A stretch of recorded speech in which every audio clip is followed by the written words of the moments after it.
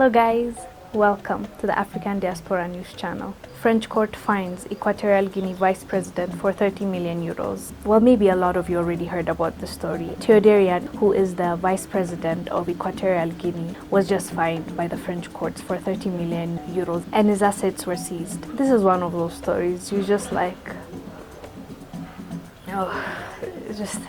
it's so tiring. So Tubebuddy is the son to the president of Equatorial Guinea, who has been a president for 30 plus years. So his father, Phillip Obiang, has run Equatorial Guinea for more than 30 years. He's actually been in power since 1979 and he's the second president for Equatorial Guinea. So his father, the president, Tubebuddy, made his son agriculture and forestry minister.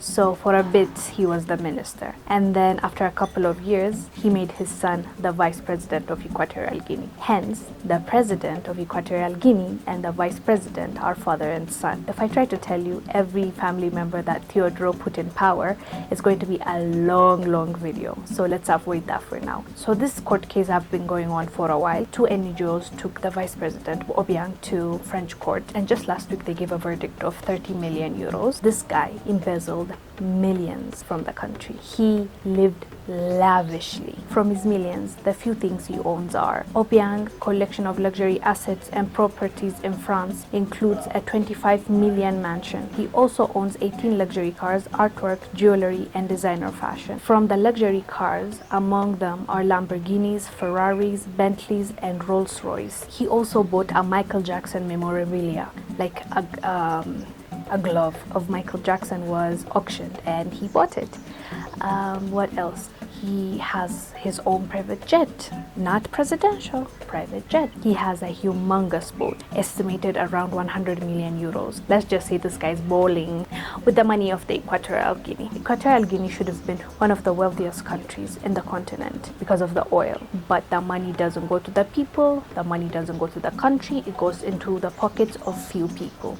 Hence why the people are suffering, hence why the people are not getting what they're supposed to get. So this assets the French court has seized, and the money he's supposed to pay, the 30 million euro, is people's money. Even French court prosecuted him for embezzling money. That is not also the French government's money. So when the court takes it, what happens to the money? You know, even Switzerland in September or October last year, they've seized his assets. Okay, good. You've taken all the luxury cars, you've taken all the money, you've taken all the embezzled wealth of a country. And then what happens? That's what I would like to know. I believe that's what a lot of people would like to know as well. Since nobody is taking him to court in Africa, at least they are taking him. I know it's the French. I know it's not the country Equatorial Guinea. But at the same time, the president is his father, okay? Other ministers are his family members. Who is going to hold this guy accountable? At least I find a little bit of satisfaction that he was taken to court. Not in our own land, but he was taken to court. But now what happens to the money that they are taking away? What happens to the assets? The estimated amounts are mind-blowing. It's a lot of money. That money can do a lot in Equatorial Guinea. It can open schools, it can open hospitals, it can build roads. So I'm conflicted. I hope the French court comes through, gives back the money. But then again, if the French court gives back the money to Equatorial Guinea, where do you think the money goes to?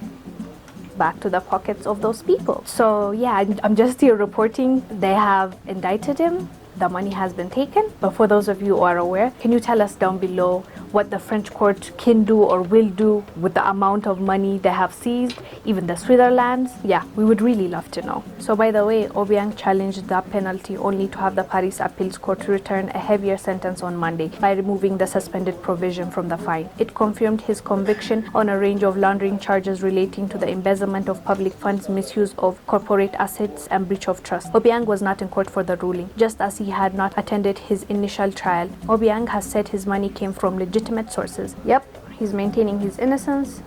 His lawyers appealed.